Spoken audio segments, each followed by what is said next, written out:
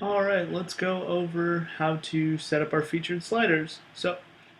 We have two of them. We have the first one that's default and then a vertical slider, and they're put together by pretty much the same code base and they have the same options. So let's start off with the default one, and you can just open up your index.html file and dig right in. If we scroll down, there'll be a div called showcase. And then we have comments to make everything really easy. Just start slide, end slide. So you can just duplicate these blocks basically to add more content. And in there we have examples of the video on the left, content on the right. Then if you just wanted a big giant image or if you just wanted a big giant video. So we have all those examples in here.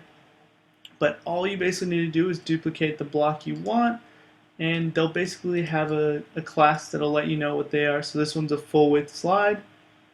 These have a slider left and a slider right. It makes it really simple, and the image sizes are given in the documentation.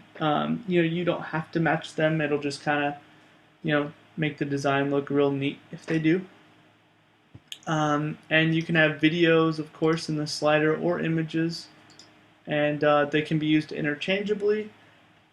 And just make sure when you grab your embed code that you adjust the width and the height characteristics and follow the examples that are given. The last thing you need to know is if you want to change any of these options. So, excuse me, for example, if you want to have it not autoplay or change the slide, you can easily do that below the slider.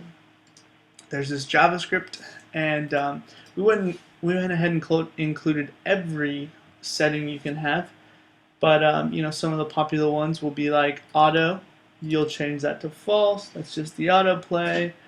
You can disable the left and right bullets or the arrows or the bullets. You can also change the transition. So let's go ahead and change the transition to horizontal slide. That's just H slide. So we refresh it.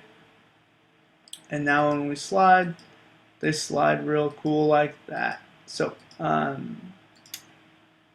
I'm gonna go ahead and change it back to fade. But as I mentioned, each block is one slide, and the JavaScript that controls it is below it.